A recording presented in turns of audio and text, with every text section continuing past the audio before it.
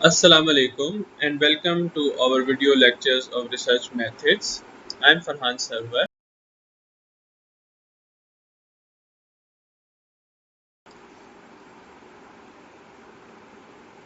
Okay, so we were discussing the critical literature review, and now our topic is searching for literature. So previously हमने literature review या critical literature review करने के advantages या उसके क्या क्यों हमें ज़रूरत पड़ती है literature review करने की हमने डिस्कस किया। इस टॉपिक में हम डिस्कस करेंगे सर्चिंग द लिटरेचर, कौन कौन से डाटा सोर्सेज होते हैं जहाँ से हम लिटरेचर को सर्च करते हैं। So starting with the most traditional our text books, and you know text books जो होती हैं वो एक बड़ा इंपॉर्टेंट पार्ट होती हैं किसी भी एकेडमिक डिग्री का। आमतौर पे जब हम लिटरेचर रिव्यू करते हैं तो हम एक कॉम्बिनेशन यूज़ करते हैं इन सारी सोर्सेज का। तो टेक्स्ट बुक के क्या फ़ायदे और टेक्स्ट बुक के क्या नुकसानात हैं, what are the advantages and disadvantages of text books. सबसे पहले ये कि text books is a useful source of theory in a specific area. Different text books होती हैं, जैसे ह्यूमन रिसोर्स मैनेजमेंट की एक टेक्स्ट बुक है गैरी डेजलर की, is a very famous. Then organisational behaviour by Stephen P Robbins is a famous book. फिर Kotler की marketing की बुक है। उसके बाद मीग्स एंड मीग्स की फेमस बुक है financial accounting and so on so fourth. तो अपने एरिया में अपने जो स्पेसिफिक कोर्स है उसमें उनके पास एक ब्रॉडर नॉलेज होता है, उनकी बेस ब्रॉडर होती है। तो वो बहुत सारे टॉपिक्स चूँकि कवर कर रहे होते हैं, तो we can always use them as a starting points कि हम किसी भी टॉपिक से रिलेटेड थोड़ी डिटेल पढ़ना चाहते हैं तो हम एज अ स्टार्टिंग पॉइंट जो है उसको, अच्छा डिटेल ज़रूर होती है, डेप्थ नहीं होती। ये भी आप ध्यान में रखिएगा कि टेक्स्ट बुक्स में एक डिटेल होती है अबाउट रीडिंग इन डेप्थ, किसी एक स्पेसिफिक एरिया के ऊपर डेप्थ नहीं होती है उसके अंदर। तो अगर आप देखेंगे एम्प्लॉय मोटिवेशन, तो एम्प्लॉय मोटिवेशन की डिफरेंट थेरीज उसके अंदर एक्सप्लेन की होंगी, लेकिन हर थेरी को बहुत डिटेल में एक्सप्लेन नहीं किया होगा। So, but as a starting point, they are a very good source, more detailed source than journal articles या thesis या दूसरे unpublished manuscript। उनके एक डाउन साइड जो मैंने आपको बताया, एक तो उनके अंदर बहुत स्पेसिफिक टॉपिक्स ऊपर डिटेल नहीं होती, और दूसरा ये कि text books are not up to date. Most of the text books are written a few years back, which are still in rotation and still applied in academic circle, still applicable, क्यों वो क्योंकि बहुत जल्दी जल्दी knowledge updation नहीं आ रहे होते हैं, वर्जन्स नहीं आ रहे होते हैं। सम टाइम बहुत फेमस बुक्स हैं तो उनके एक साल के बाद नया वर्जन आता है, तो इनके अंदर ये डिसएडवांटेज है कि they are not up to date. Next and the most important source is the journal. अच्छा, अब ये जर्नल्स दो किस्म के होते हैं, एकेडमिक जर्नल्स भी होते हैं और प्रोफेशनल जर्नल्स भी होते हैं। ये हम आगे स्लाइड्स में देखेंगे दोनों में डिफरेंस क्या है। ज़्यादातर एकेडमिक जर्नल्स यूज़ होते हैं लिटरेचर रिव्यू के लिए, उसकी भी एक वजह है जो हम आगे डिस्कस करेंगे। लेकिन इनका जो एडवांटेज है कि they are up to date. दूसरा ये कि हम वही जर्नल्स को एक्सेप्ट करते हैं कि जिनके पीयर रिव्यूड होता है। ये पीयर रिव्यूड क्या चीज़ होती है, ये नेक्स्ट स्लाइड्स में डिस्कस होगी। जनरली मैं आपको बता दूं कि पीयर रिव्यूड में ये होता है कि एक स्क्रूटनी का प्रोसेस है, एक खास प्रोसेस से गुजर के आर्टिकल जो है वो पब्लिश होता है। उसके बाद अगर जर्नल्स में सिस्टमेटिक रिव्यू या मेटा एनालिटिक स्टडीज़ हों तो वो बड़ी हेल्पफुल होती हैं जस्टिफिकेशन के तौर पे, क्योंकि आपको मैंने जैसे बताया कि आपको हंड्रेड्स ऑफ स्टडीज़ का फिर हवाला नहीं देना पड़ता, आप उसी वन स्टडी का हवाला दे के आप जस्टिफाई कर सकते हैं अपना रिसर्च फ्रेमवर्क या अपना रिलेशनशिप जो आप एक्सप्लोर करना चाह रहे हैं, या अपना कंपैरिजन जो आप प्रेजेंट करना चाह रहे हैं वेरिएबल्स के बीच में, या अपनी डिस्क्रिप्शन, या फिर एक्सप्लोर है आपका मकसद करना, तो जो जो उसके पीछे थेरी है आप उस थेरी को उस मेटा एनालिसिस से या उस रिव्यू से जस्टिफाई कर सकते हैं। रिसर्च आर्टिकल्स भी रिव्यू से थोड़े से डिफरेंट होते हैं। रिसर्च आर्टिकल्स में ये होता है कि ये एम्पेरिकल होते हैं, यानी डाटा बेस्ड होते हैं, और वन और फ्यू स्टडीज़ को जो है वो उसके अंदर एक्सप्लोर किया गया होता है। उसके अंदर जो रिसर्च आर्टिकल है उसका अपने जो पोर्शंस हैं, जैसे उसका जो कॉन्सेप्चुअल बैकग्राउंड है या रेलिवेंट लिटरेचर जो उस आर्टिकल ने डिस्कस किया होता है, वो आपकी रिसर्च स्टडी के लिए भी यूज़फुल होता है। आप उसके लिटरेचर से फ़ायदा उठा सकते हैं, आप उसकी मेथोडोलॉजी से फ़ायदा उठा सकते हैं, आप उसकी प्रोसीजर एंड एनालिसिस से फ़ायदा उठा सकते हैं, जो भी एकेडमिक लिटरेचर है। अच्छा, उसके बाद प्रोफेशनल जर्नल्स जो हैं, प्रोफेशनल जर्नल्स थोड़े डिफरेंट होते हैं। वो बेसिकली रिसर्च मेथोडोलॉजी को अप्लाई करते हुए एकेडमिक रिसर्च प्रोड्यूस नहीं करते। उनका मकसद होता है कि जो इंडस्ट्रीज़ में जो रीसेंट डेवलपमेंट होती हैं, किसी भी इंडस्ट्री के अपने प्रोफेशनल जर्नल्स होते हैं, उनकी फैक्ट्स एंड फिगर्स जो हैं वो प्रेजेंट की जाए। तो आप उन फैक्ट्स एंड फिगर्स को यूटिलाइज करके आप उन फैक्ट एंड फिगर्स को कोट कर सकते हैं, उनके ऊपर रिसर्च कर सकते हैं, उनको as a secondary data source जो है वो यूज़ कर सकते हैं। और फिर आप अपनी रिसर्च की जो प्रैक्टिकल रेलिवेंस है, कि जो आप जिस प्रॉब्लम को लेके चल रहे थे उसको भी आप अपने प्रोफेशनल जर्नल्स में जो आर्टिकल्स होते हैं उनको यूज़ करके जस्टिफाई कर सकते हैं। अच्छा, क्या डिफरेंस होता है एकेडमिक एंड प्रोफेशनल जर्नल में? आप देखेंगे कि न्यूज़पेपर्स होते हैं जिसमें करंट न्यूज़ होते हैं, आगे एज अ सोर्स हम डिस्कस करेंगे। फिर पॉपुलर मैगजीन्स होते हैं जिनमें स्टोरीज वगैरह होती हैं, या थोड़े बहुत मैगजीन्स ऐसे भी होते हैं जो बिजनेस से रिलेटेड होते हैं। Then we have some trade professional industry journals जो ज़्यादा डेप्थ में किसी एक इंडस्ट्री के फैक्ट्स एंड फिगर्स और एनालाइज करते हैं, उसके फोरकास्ट कर देते हैं कि जी इसके फ्यूचर में क्या होने जा रहा है। And then we have academic researcher जो स्कॉलरली आर्टिकल्स पब्लिश करते हैं, जो रिसर्च मेथोडोलॉजी और प्रोसेस के ज़रिए लिखे और फिर एक पीयर रिव्यू प्रोसेस के ज़रिए स्क्रूटनाइज होकर पब्लिश किए जाते हैं। एकेडमिक रिसर्च और प्रोफेशनल रिसर्च में क्या डिफरेंस है? एकेडमिक रिसर्च का दूसरा नाम स्कॉलरली रिसर्च भी है, जबकि प्रोफेशनल रिसर्च का दूसरा नाम अप्लाइड रिसर्च भी है। आल्दो ये बहुत फ्लेक्सिबल, ये बहुत रिजिड इसके अंदर हम नहीं है क्लासिफिकेशन। अप्लाइड रिसर्च में स्कॉलरली रिसर्च भी अप्लाइड रिसर्च हो सकती है एंड वाइस वर्सा। उसके बाद एकेडमिक रिसर्च का मकसद ये होता है कि it seeks to add to a larger body of knowledge. एक उसका स्कोप ज़्यादा वास्ट होता है, वो बहुत सारी फोकस कर रही होती है, पॉपुलेशन को, लार्जर पॉपुलेशन को फोकस कर रही होती है। जबकि प्रोफेशनल रिसर्च का मकसद ये होता है seeks to find solutions to an instant problem and issues. So organisational issues और प्रॉब्लम्स जो होते हैं उसमें ज़्यादातर प्रोफेशनल रिसर्च की जाती है।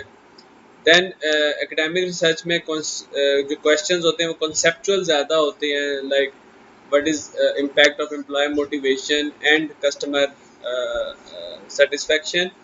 और यहाँ पे प्रॉब्लम ज़रा बहुत प्रैक्टिकल होते हैं, जैसे decreasing sales, low quality of the new product, कोई एक प्रोडक्ट लाइन जो है उसकी क्वालिटी ख़राब है, तो बहुत प्रैक्टिकल इश्यूज को जो है हम उसमें फोकस करते हैं।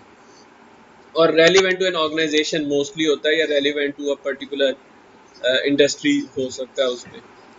फिर academic research is more theoretically focused. हम उसका जो है वो थेरी में से जो जस्टिफिकेशंस हैं कि जी एम्प्लॉय स्ट्रेस हाई है, तो क्या इसमें हम कंजर्वेशन ऑफ रिसोर्स थेरी लगाएंगे, या इसके अंदर हम कॉग्निटिव अप्रेजल थेरी लगाएंगे, या इसको हम जॉब डिमांड रिसोर्स मॉडल से एक्सप्लेन करने की कोशिश करेंगे। लेकिन जो प्रोफेशनल रिसर्च है which is it is more organisational focus, depending upon कि जी कौन से एरिया, कौन से सेक्टर्स, हमारे हमारे कितने एम्प्लॉयज़ हैं, हमारी फाइनेंशियल कंडीशंस क्या हैं, हम उसको सामने लेके उस रिसर्च को लेके चलते हैं। अच्छा, उसके बाद जो एकेडमिक रिसर्च की फाइंडिंग्स हैं वो जनरली पब्लिक होती हैं, रिसर्च जर्नल्स में पब्लिश होती हैं।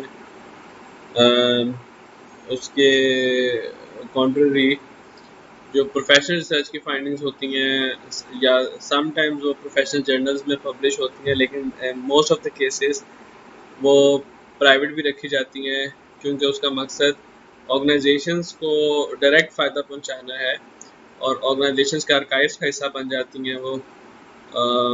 उस पे केस स्टडीज़ भी समटाइम्स बनती हैं जो मे बी टेक्स्ट बुक्स में पब्लिश हो, या प्रोफेशनल जर्नल्स में पब्लिश हो, या सम टाइम्स कुछ स्कॉलरी जर्नल्स या एकेडमिक जर्नल्स जो हैं वो भी पब्लिश करते हैं केस स्टडीज़। अच्छा, उसके बाद एकेडमिक रिसर्च का एक पर्सपेक्टिव ये भी होता है कि आप जब एकेडमिक रिसर्च करते हैं तो उसमें आप ज़ाहिर कॉम्प्रिहेंसिव नहीं होती सारी रिसर्च। ये नहीं होता कि आप एक ही रिसर्च के ज़रिए सारे के सारे रिसर्च क्वेश्चंस जो इस दुनिया में मौजूद हैं या उस स्पेसिफिक प्रॉब्लम में भी रिलेटेड हैं वो आप सारे आंसर कर दें। तो एकेडमिक रिसर्च फ्यूचर रिसर्च जो है उसके लिए भी आइडियाज़ और सजेशंस दे के जाती है। लेकिन जो प्रोफेशनल रिसर्च होती है, जो कि हमने लास्ट पॉइंट में डिस्कस किया कि वो प्राइवेट होती है, तो उसको ऑर्गेनाइजेशंस जो हैं वो इंटरनली यूज़ करती हैं अपने डिसीजन मेकिंग के लिए और स्ट्रेटजीज बनाने के लिए, लेकिन उसको जो है वो पब्लिकली फ्यूचर रिसर्च से रिलेट नहीं करती कि जी फ्यूचर में ये रिसर्च होनी चाहिए, ये फाइंडिंग्स होनी चाहिए, जैसे एकेडमिक रिसर्च करती है।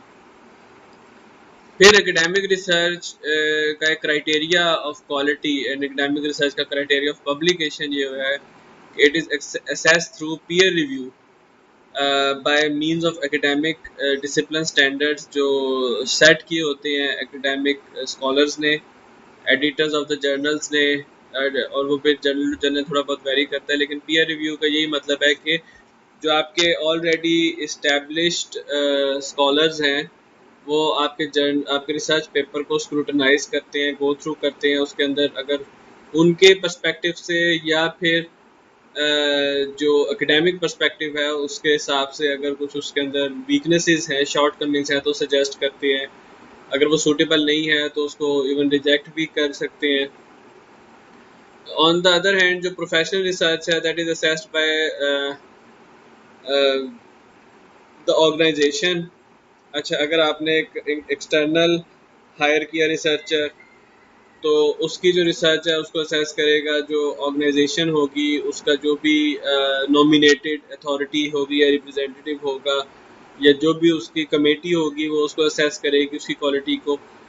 और साथ साथ या फिर इंडस्ट्री के जो स्टैंडर्ड्स होते हैं रिसर्च के, जो किसी भी इंडस्ट्री स्पेसिफिक होते हैं, उसके ज़रिए उसको असेस किया जाएगा उसकी क्वालिटी को।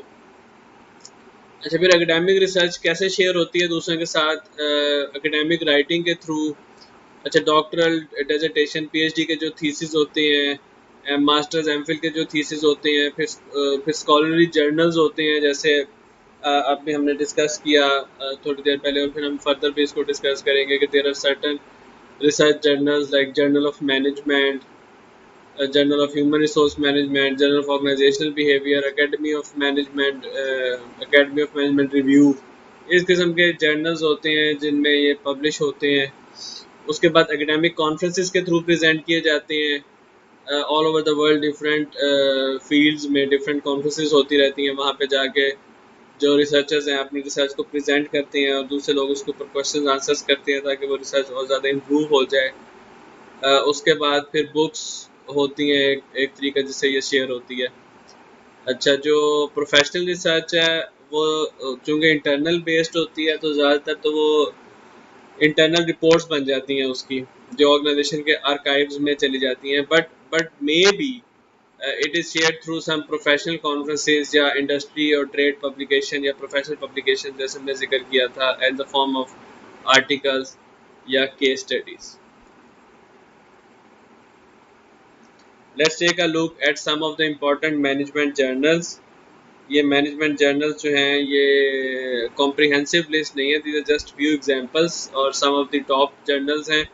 Academy of Management Annals, Academy of Management Reviews, Journal of Management, Annual Review of Organizational Psychology and Organizational Behavior, Academy of Management Journal, MIS Quarterly, Organization Research Method, और इस तरह के जर्नल ऑफ मैनेजमेंट का भी हमने जिक्र किया है, one of the most top journal. तो ये जर्नल्स जो हैं ये इनके अंदर research scholarly research articles publish होते हैं।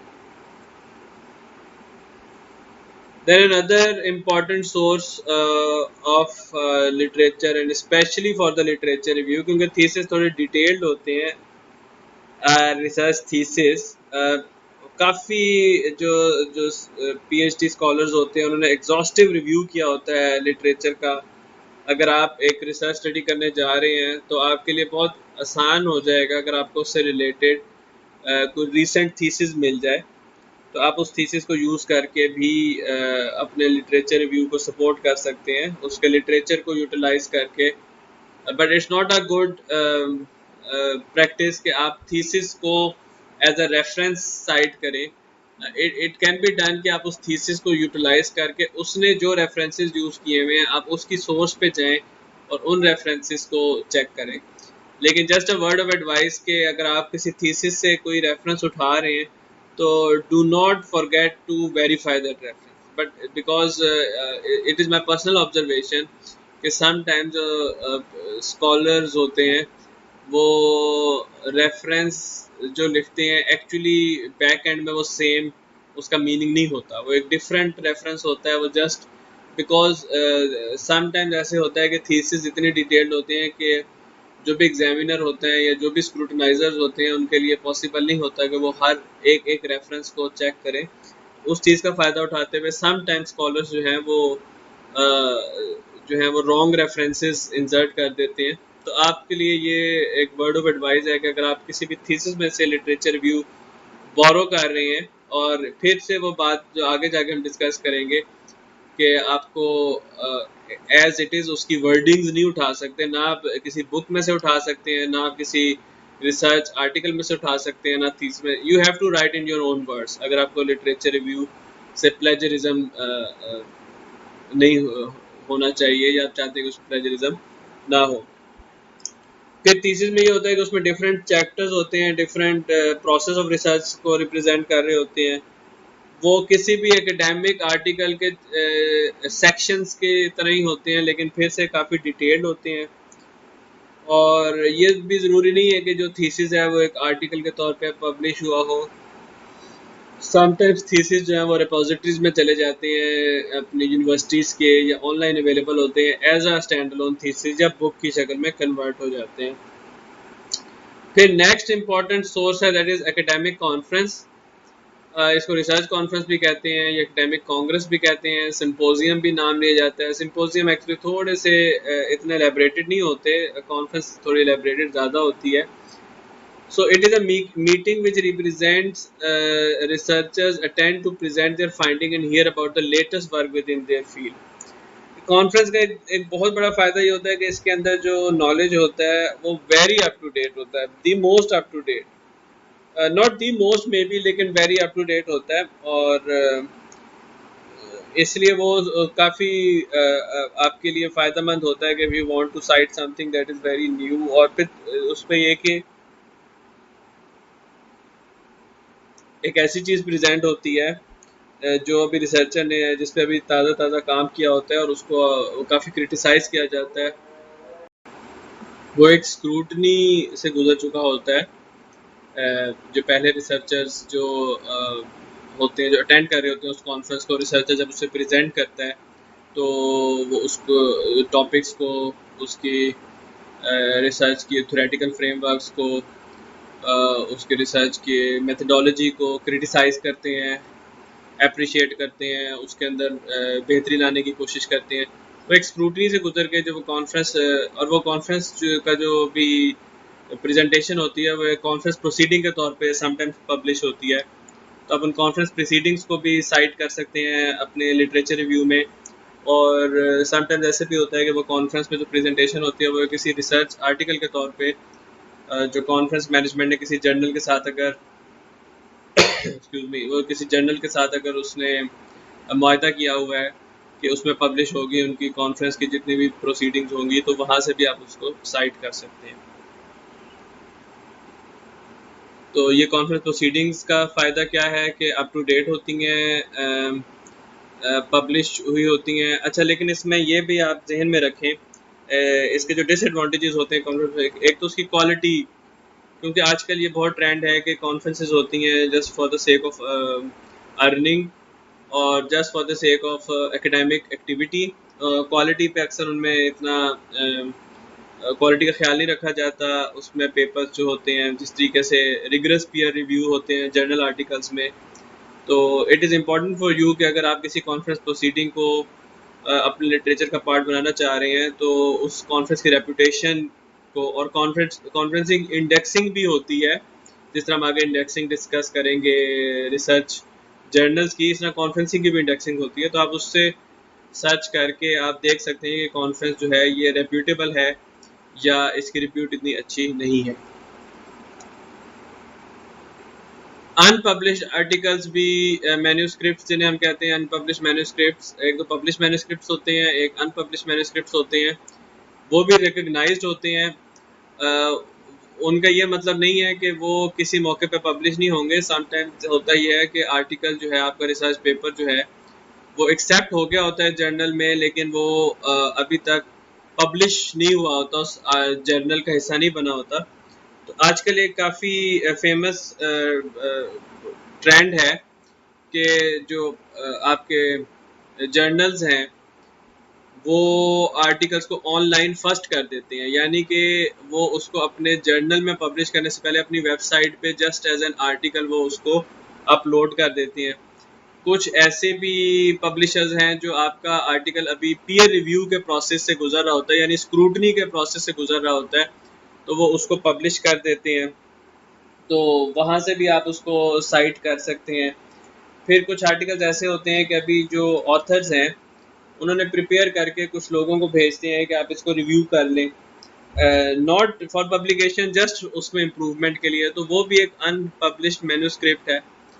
इस तरह कुछ लेटर्स एडिटर्स को लिखे जाते हैं या पर्सनल कम्युनिकेशंस की जाती हैं या स्कॉलरली ईमेल्स हैं, ये सब अनपब्लिश्ड मैन्यूस्क्रिप्ट्स के कैटेगरी में आती हैं, and they are recognised in a sense कि अगर आपको कहीं और से कोई रेफरेंस नहीं मिल रहा जो आप बात प्रेजेंट करना चाहते हैं, एक्सप्लेन करना चाहते हैं, तो आप उनका सहारा ले सकते हैं, पर बहुत ज़्यादा नहीं, 1 और 2 मैक्स। आपका जो अगर एक लिटरेचर रिव्यू, एलेबरेटेड लिटरेचर रिव्यू है, तो उसमें आप यूज़ कर सकते हैं। वो ज़ाहिर है वो अपडेटेड होंगे, अप टू डेट होंगे ज़्यादा, क्योंकि वो एक ऐसी बात है कि जिसको बहुत ज़्यादा प्रोसेस से गुजर के किसी तक पहुंचने का वेट नहीं करना पड़ा। जो गवर्नमेंट की रिपोर्ट्स होती हैं या दूसरी रिपोर्ट्स जो किसी कमीशन ने पब्लिश की होती हैं या किसी और तरीके से जो रिपोर्ट्स इंडस्ट्री से जनरेट होती हैं, मार्केट स्पेसिफिक रिपोर्ट्स होती हैं या कंपनी, ये भी आपके लिटरेचर रिव्यू का एक बड़ा इंपॉर्टेंट पार्ट बन सकती हैं, क्योंकि आप उनकी जो फाइंडिंग्स हैं वो as a information, as a data source use करके आप उनका हवाला दे सकते हैं। जिस तरह आप ये देख सकते हैं कि जी कोरोना वायरस या सार्स कोरोना 2 जो कोविड-19 डिजीज़ पैदा कर रहा है और आजकल दुनिया में बहुत ज़्यादा उसने तबाही मचाई हुई है, ये वायरस कहाँ से स्टार्ट हुआ, इसका ओरिजिन क्या था, ये एक रिपोर्ट की शक्ल में हो सकता है। चाइना की गवर्नमेंट ने इसको कहीं पे प्रेजेंट किया हो, या डब्ल्यू हेल्थ ऑर्गेनाइजेशन की रिपोर्ट्स हों डिफरेंट, जिनका आप सहारा ले सकते हैं अपनी रिसर्च को और मुअत्तबर बनाने के लिए, उसकी बैकिंग को स्ट्रॉन्ग करने के लिए, ये बताने के लिए कि जो मेरे रिसर्च में जो मैं प्रॉब्लम लेके चला हूँ वो एक्चुअली प्रॉब्लम एग्जिस्ट करता है in the form of a real time data. इस तरह जो गवर्नमेंट के सर्वेज हैं या आपके पाकिस्तान में स्टेट बैंक की जो रिपोर्ट्स हैं, इनको आप यूज़ करके आप ट्रेंड्स एनालिसिस कर सकते हैं। तो लिटरेचर में रिपोर्ट्स का भी एक इम्पॉर्टेंट पार्ट है। उनका हवाला दे के आप अपने जो प्रॉब्लम स्टेटमेंट है उसको स्ट्रेंथन कर सकते हैं। सिमिलरली रिपोर्ट्स के साथ साथ जो न्यूज़पेपर हैं वो भी अप टू डेट इन्फॉर्मेशन देती हैं। अगर बिजनेस रिसर्च है तो बिजनेस रिलेटेड इन्फॉर्मेशन देती हैं। ऑयल की प्राइसेस की जैसे रिसेंट आजकल एग्जांपल है कि बहुत ज़्यादा डेप्रिसिएशन हो रही है ऑयल प्राइसेस में, तो वो ऑयल की जो प्राइसेस के बारे में जो लेटेस्ट इन्फॉर्मेशन है वो आपको न्यूज़पेपर या मीडिया से मिलेगी और उसको आप साइट कर सकते हैं। इसी तरह रिपोर्ट्स के साथ साथ जो मार्केट इंडस्ट्री या किसी भी कंपनी की इंफॉर्मेशन है वो भी न्यूज़पेपर से आपको मिल सकती है। बट ये आपको ज़रूर जहन में रखना है कि न्यूज़पेपर को अगर आप यूज़ करना चाहें अपने लिटरेचर रिव्यू के as a source of information, not as a source of opinion, क्योंकि न्यूज़पेपर के जो ओपिनियंस होते हैं उनमें बायस्ड होता है। वो जो रिपोर्टर्स या भी जो न्यूज़पेपर एजेंसी है उसकी अपने पर्सनल जो ओपिनियंस हैं वो उनसे खाली नहीं होती। तो ये एक न्यूज़पेपर, और दूसरा ये कि ऑथेंटिसिटी ऑफ द न्यूज़पेपर भी आजकल बहुत ज़्यादा सवालिया निशान है इसके ऊपर कि कौन से न्यूज़पेपर कितने ऑथेंटिक हैं। तो हमें ये देखना पड़ता है कि अगर हम किसी ऑथेंटिक या रिनाउंड, जिसको पॉपुलरली रिनाउंड कहा जाता है, उस न्यूज़पेपर से कोशिश करें कि हम साइट करें किसी ऐसे न्यूज़पेपर से कि जिसकी सर्कुलेशन ही बहुत कम हो या जो इतना पॉपुलर भी ना हो और जो मशहूर हो कि ये बहुत ज़्यादा बाइस्ड है, उसको अवॉइड करना चाहिए। बिकॉज जैसे हमने डिस्कस किया कि research is a systematic organise process जिसके अंदर बायस का ताल्लुक नहीं हो सकता। आप अपनी ओपिनियंस नहीं दे सकते, आपको उस डाटे का जो ट्रेंड है, जो एम्पेरिकल एनालिसिस के बाद आपको पता चलता है, उसको सामने रख के आगे चलना होता है। अच्छा, यहाँ तक तो हमने सारा डिस्कस कर लिया कि हमारे कौन कौन से सोर्सेज होते हैं जहाँ से हम डाटा, बुक्स हो गई, जर्नल्स हो गए, अनपब्लिश्ड मैन्युस्क्रिप्ट्स हो गए, कॉन्फ्रेंस प्रोसीडिंग्स हो गई, और इसके अलावा न्यूज़पेपर और रिपोर्ट्स हमने डिस्कस कर ली, और थीसिस। ये कुछ हमारे डाटा सोर्सेज हैं जहाँ से हम अपने लिटरेचर रिव्यू में हेल्प ले सकते हैं। अब ये सारी सोर्सेज अवेलेबल कहाँ से हैं? You remember there was a time के people had to go to libraries, the book libraries, the physical libraries, जहाँ से जाके वो रिसर्च करते थे।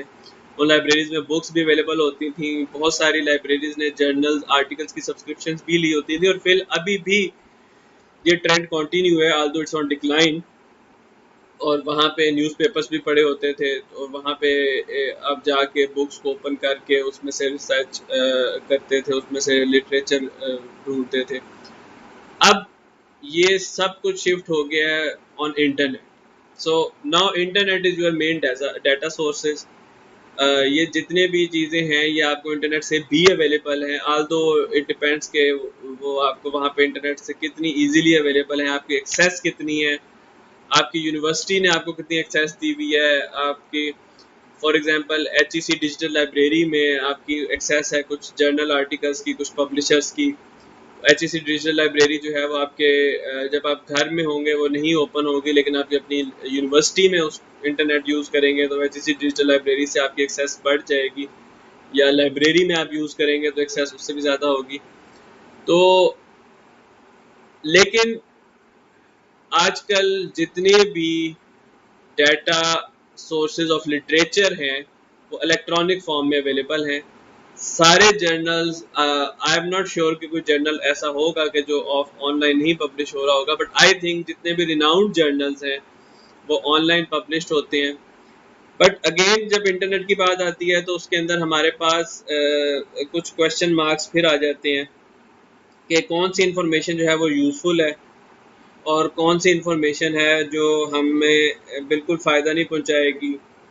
तो अब वो रेलिवेंट इंफॉर्मेशन फाइंड करना वो हमारा एक बड़ा इम्पोर्टेंट टास्क होगा, क्योंकि अक्सर हमें टेम्पटेशन हो जाती है कि हमें जो फर्स्ट रिसर्च रिजल्ट मिलता है जो हम गूगल में लिखते हैं, आप मोटिवेशन लिखेंगे तो यू नो कि जब आप गूगल में मोटिवेशन टाइप करेंगे, हम इसकी एक यहाँ पे एग्जांपल देख भी लेते हैं, तो हमारे पास क्या रिजल्ट आता है। तो मैं यहाँ पे google.com, हाँ जी, ये google.com मैंने ओपन किया। अब इसमें हम एक रिसर्च रिजल्ट लिखते हैं, मोटिवेशन। ले जी, मोटिवेशन एंटर किया, मोटिवेशन की डेफिनेशन आ गई। अच्छा, इसी तरह, अच्छा, इसमें ये स्टूडेंट्स को मेरा बताने का मकसद है कि ये जो विकीपीडिया है, although it's a very important source of information, लेकिन अगेन इसके ऊपर बहुत सारे क्वेश्चन मार्क्स हैं अबाउट इट्स ऑथेंटिसिटी। और आई एम क्वाइट श्योर कि इन्होंने बड़ी कोशिश की है कि एक ऐसी डेटाबेस बनाई जाए जिसमें ऑलमोस्ट हर चीज़ के बारे में कुछ ना कुछ इंफॉर्मेशन हो। इट्स लाइक इंसाइक्लोपीडिया का कॉन्सेप्ट ही चेंज हो गया है, बट अगेन उस इंफॉर्मेशन की क्वांटिटी को बढ़ाने में मे बी क्वालिटी पे उन्होंने इतना ज़्यादा फोकस नहीं रखा हुआ। So we need to be very careful, और हम अगली स्लाइड्स में ये डिस्कस करेंगे कि हमारी जो किस तरीके से हम ऑथेंटिक रिसोर्सेज जो है उनको सर्च कर सकते हैं। सो अभी हमने देखा कि हमारे पास एक ऑप्शन गूगल स्कॉलर की भी है जहाँ से हम सर्च कर सकते हैं। आइए देखते हैं कि कौन कौन सी हमारे पास सोर्सेज है from where we can search the literature. So coming to our literature survey process, पहले ये समझना चाहिए कि लिटरेचर सर्वे प्रोसेस जो है ये एक लेंथी प्रोसेस है, ठीक है। We start with a problem. अच्छा, अब इसमें ये दोनों पर्सपेक्टिव ध्यान में रखें कि हम एक हो सकता है ऐसी स्टेज पे हों कि अभी हमारे जहन में सिर्फ प्रॉब्लम हो और हमने उसमें प्रिलिमिनरी लिटरेचर रिव्यू भी करना है, या फिर हम ऐसी स्टेज पे हैं कि हम अपना प्रिलिमिनरी लिटरेचर रिव्यू करके एक प्रॉब्लम स्टेटमेंट और रिसर्च ऑब्जेक्टिव जो हैं वो अपने डेवलप कर चुके हैं, and now we are doing a detailed critical literature review, ताकि हम अपना फ्रेमवर्क डेवलप कर सकें, अपने हाइपोथेसिस जो हैं वो जनरेट कर सकें। What is a framework and what are hypothesis, ये नेक्स्ट हमारे टॉपिक में डिस्कस होगा। तो ये लिटरेचर सर्वे जैसे मैं बता रहा था, it's a long process. Iterative means कि आप एक स्पाइरल में कॉन्टिन्यूसली इस प्रोसेस को करते जाते हैं। ये जिस तरह आपके सामने ये फिगर है, आप ये देखें कि you start with a specific search, और वो सर्च करके आप जब लिटरेचर में इसको स्पाइरली करते जाते हैं तो आप बड़े फोकस्ड एरिया में चले जाते हैं, जहाँ पे आपकी जो प्रॉब्लम से रिलेटेड जितना भी लिटरेचर है आप सिर्फ उसी पे फोकस करते हैं, आप फिर जर्नल रिसर्च छोड़ देते हैं। तो ये जब मैं आपको डेमोन्स्ट्रेट करूंगा तो आपको इस बात की समझ आएगी कि हम जो कीवर्ड्स हैं उनमें स्पेसिफिक होते जाते हैं, ठीक है। और साथ साथ हम इसको एक राइटअप का प्रोसेस भी साथ साथ रखते हैं। तो it is a spiral and iterative process. Secondly, it leads to a more focused and specific searches, यानी कि आपकी सर्च फोकस और स्पेसिफिक होनी चाहिए। बहुत ज़्यादा फैलेंगे तो बहुत ज़्यादा कंफ्यूजिंग हो जाएगा। Okay, the literature survey process depends that you can not perform literature survey with one और two sources, you need to consult many. तो ये भी एक प्रोफेशनल लेवल पे जो रिसर्च होती है, एकेडमिक रिसर्च हो जाए या प्रोफेशनल रिसर्च हो जाए, इन दोनों में आप एक या दो रिसर्च पेपर से फिर हेल्प नहीं लेते, you have to go through many. So on average, if I remember in my doctoral thesis, I think there are more than 400 references. तो वो references जो हैं वो सारी की सारी उनमें से मैक्सिमम जो है वो मेरे लिटरेचर रिव्यू का पार्ट है, क्योंकि आपको जब एक टॉपिक में डिफरेंट रिलेशनशिप्स आप डिफाइन करने की कोशिश करते हैं कि जी motivation is related to job और कस्टमर सेटिस्फेक्शन, तो फिर आपको उसमें अपनी जो रिसर्च है उसकी एक बैकग्राउंड देनी पड़ती है, उसका एक रैशनल देना पड़ता है, उसमें एग्जिस्टिंग प्रॉब्लम्स को हाईलाइट करनी पड़ती हैं, एग्जिस्टिंग गैप्स बताने पड़ते हैं। तो वो शुरू के जितने हमने रिसर्च के जो यूजेस या रिसर्च के जो लिटरेचर रिव्यू के जो हमने यूजेस पढ़े थे, वो सारे जस्टिफिकेशंस हमें वहाँ पे देनी पड़ती हैं। Achha. So it is a comprehensive process, and in my case it takes a lot of time in your research project. तो ये हमने कहा जी एक आइटरेटिव प्रोसेस है, और लेकिन आप जैसे जैसे एक वास्ट एरिया से वाइडर पर्सपेक्टिव से स्टार्ट करते हैं, आप दोबारा दोबारा सर्च कर करके एक फोकस्ड सर्च में चले जाते हैं। तो क्या तरीका कार होना चाहिए लिटरेचर सर्वे का, जरा हम एक ये फ्लो चार्ट है उसे देख लेते हैं। This is just a suggestion, this is not like everyone should do exactly as they are suggesting, this is just a suggestion by one of the authors कि you start by reading books or articles known to you or recommended by others to your research question। तो आपके research question से related books या articles हैं जो आपको मिल रही हैं या रिकमेंड की गई हैं, आप उनसे स्टार्ट करें। Then keep notes based on your reading of this literature. तो आपको जैसे जैसे आप गो थ्रू कर रहे हैं लिटरेचर से, आप उससे एक नोट्स बनाते जाएं। Now it depends upon you कि आप नोट्स किस तरीके से बनाते हैं। Either you are interested to make notes in like a tabular form, आप अगर नेट पे सर्च करेंगे तो आपको लिटरेचर सर्वे या लिटरेचर रिव्यू के नोट्स बनाने के लिए टेबल्स अवेलेबल होंगे। I can also share the table with you, जिसमें आप उस लिटरेचर के जितने भी उस आर्टिकल के या उस बुक के जितने भी एस्पेक्ट उस लिटरेचर से रिलेटेड है, जैसे कि उसने प्रॉब्लम स्टेटमेंट कैसे डिफाइन की, उसने कौन सी कंट्री पे काम किया, उसका सैंपल क्या था, इंडस्ट्री क्या थी, उसका रिसर्च फ्रेमवर्क क्या था, उसका सर्वे का सैम्पलिंग प्रोसेस क्या था, उसका मेथडोलॉजी क्या थी रिसर्च की, उसने कौन सा एनालिसिस टूल यूज़ किया, स्टैटिस्टिकल एनालिसिस यूज़, उसने इन्फ्रेंसेस कैसे ड्रॉ किए। तो ये सारी चीज़ें जो हैं आप उनमें नोट्स में लिखते जाते हैं, ताकि आप फ्यूचर में जब अपना लिटरेचर रिव्यू करें या अपना प्रोजेक्ट का लिटरेचर रिव्यू कॉम्प्रिहेंसिव तरीके से करें तो आप उसको दोबारा उस सोर्स में आपको ना जाना पड़े। समटाइम्स आप उसका एब्स्ट्रैक्ट भी कॉपी कर लेते हैं। अच्छा, उसके बाद जब आप ये सर्च करते जा रहे हैं, then you are noting some keywords. ये हम आगे चल के देखेंगे कि keywords are very important in our literature search. Specially जब आप सर्च इंजन्स पे सर्च करते हैं तो आप हमेशा कीवर्ड, जैसे मैंने एक मोटिवेशन के कीवर्ड से अभी सर्च किया, तो ये मोटिवेशन का जो कीवर्ड था इसको मैंने यूज़ किया और आपने देखा कि इससे हम रिलेटेड आगे अब एक और कीवर्ड हो सकता है motivation and customer satisfaction.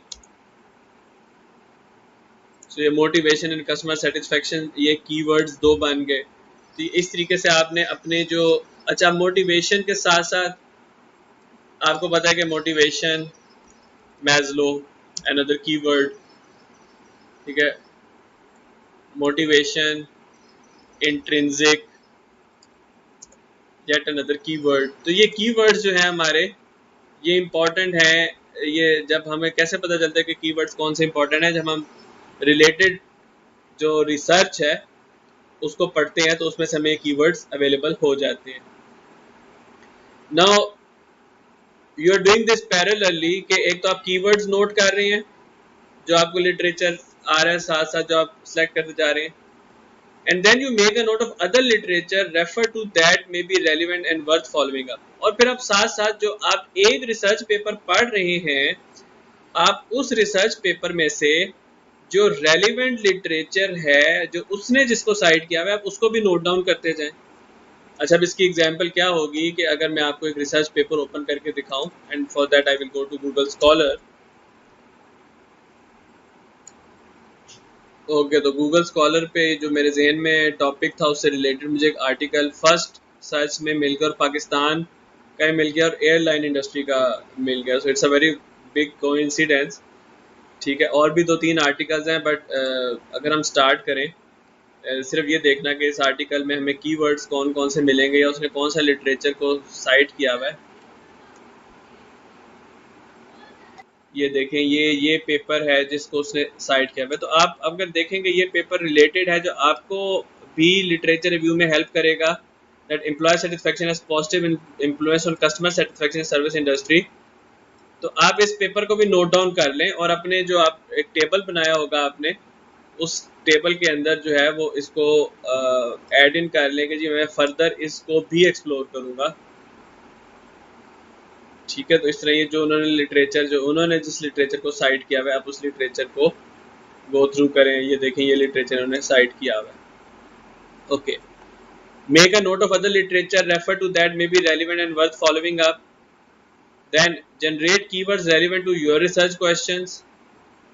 Search the library for literature relating to your subject. अच्छा, अब आपके पास कीवर्ड्स आ गए, आपने उस कीवर्ड से रिलेटेड सर्च करने हैं, motivation, job satisfaction, employ satisfaction. ठीक है, ये आप अब जब वो रिलेटेड लिटरेचर पढ़ेंगे तो आपको ज़्यादा से ज़्यादा कीवर्ड्स मिलते जाएंगे। Search the library for literature relating to your subject. अच्छा, अब ये search the library, of course obviously यहाँ पे मतलब है the physical library, but as you know कि ये थोड़ा सा एक्सटिंक्ट होता जा रहा है, but even then it's a very good habit कि आप लाइब्रेरी को विजिट करें और उसमें लिटरेचर देखें। It's a very respectable way to start doing some scholarly work, and then obviously you are going to conduct an online search using an appropriate electronic database। ये कौन कौन सी databases होती हैं ये अब आगे slides में discuss होगा। then examine titles and abstract for relevance। ठीक है, आपके पास जो आप सर्च करेंगे, अभी जैसे हमने ये सर्च की है, ठीक है, तो हम इस सर्च का जो हमारा सर्च थी मोटिवेशन एंड कस्टमर सेटिस्फैक्शन, हमने इस सर्च के रिलेटेड जो टाइटल है वो हमने देखा जी this title is important, then this title is important. Motivation और कस्टमर, अच्छा अब ये टाइटल इतना रिलेटेड नहीं है। Health worker satisfaction motivation public sector का गाना, ओके, थोड़ा सा ये रिलेट कर रहा है। ठीक है, तो ये टाइटल्स हैं जो हमारे, हम इनका नोट डाउन करते रहें। कि जी ये हमारे लिए इम्पोर्टेंट पेपर्स हैं, और इस तरह उन्होंने उनके अपने टॉपिक्स जो हैं वो लेके चले हैं। Retrieve selected items back to item 2A। अच्छा, अब यहाँ से चूंकि आपने बहुत सारे टाइटल सर्च कर लिए, तो फिर आप keep note of your reading of this literature, यानी कि आप जो जो रिसर्च रिलेटेड रिसर्च बुक्स या आर्टिकल्स या कोई और रिपोर्ट या थीसिस देख रहे हैं, आप उससे नोट्स बनाते जा रहे हैं ताकि आप उसको एक कॉम्प्रिहेंसिव फॉर्म में अपने लिटरेचर रिव्यू में यूज़ कर सकें। And then check regularly for new publication. ये प्रोसेस जैसे एक डॉक्टरल थीसिस हो गया, उसमें हो सकता है ये प्रोसेस जो है ये पीएचडी में 4 to 5 to 6 मंथ्स का ये प्रोसेस हो, या इवन मोर देन दैट, और इवन ये कि 3 to 4 years का भी ये प्रोसेस हो सकता है, क्योंकि इवन आप जब अपनी स्टडी में डाटा कलेक्ट करके एनालाइज भी कर लेते हैं, तो even then you keep on updating your literature review. और समटाइम ये होता है कि रिसर्च प्रपोजल में आप एक लिटरेचर रिव्यू लिखते हैं, एक शॉर्ट लिटरेचर रिव्यू, और फिर आप उसको एक्सपैंड करते हैं उस लिटरेचर रिव्यू को अपने रिसर्च रिपोर्ट में। So note, at each stage, keep a record of what you have done and your reasons for certain decisions. This will be useful for you for remembering how you proceeded and for writing up a description and of justification of your literature search strategy, which can form part of your method section. When making note on literature that you read, make notes on content and methods as well as relevance, and keep thinking about how each item will contribute to your critical review of the literature. तो हम जितने notes बेहतर तरीके से साथ साथ बनाते जाएं, उतना ही हमारे लिए इजी हो जाता है कि हम बाद में उस प्रोसेस को जस्टिफाई कर लें, और हम लिटरेचर जब रिव्यू पढ़ें तो हम उसकी मेथडोलॉजी भी साथ पढ़ लें, हम उसके कंक्लूजन्स भी साथ पढ़ लें, उसके रिजल्ट्स को भी साथ एक दफ़ा देख लें, ताकि एक पेपर को हम कंप्लीट करके, और ये भी ध्यान में रखें कि जब हम ये प्रोसेस से गुजर रहे होंगे तो सारे पेपर हमने नहीं पढ़ने। हमें ज़रूरत ये देखने की है कि हमारे पास अगर एक सर्च आ रही है, तो उस सर्च में जो रेलिवेंट, पहले तो टाइटल देखेंगे, और जब एक दफ़ा टाइटल देख लिया तो फिर हम उसका एब्स्ट्रैक्ट से गो थ्रू करेंगे। तो एब्स्ट्रैक्ट से जब हम गो थ्रू करेंगे तो यहीं से हमें समझ आ जाएगी कि क्या ये पेपर रेलिवेंट है मेरे टॉपिक से, मेरे रिसर्च क्वेश्चन से। Okay, it is relevant, go ahead, keep save this paper. If it is not relevant, then you need to just skip it.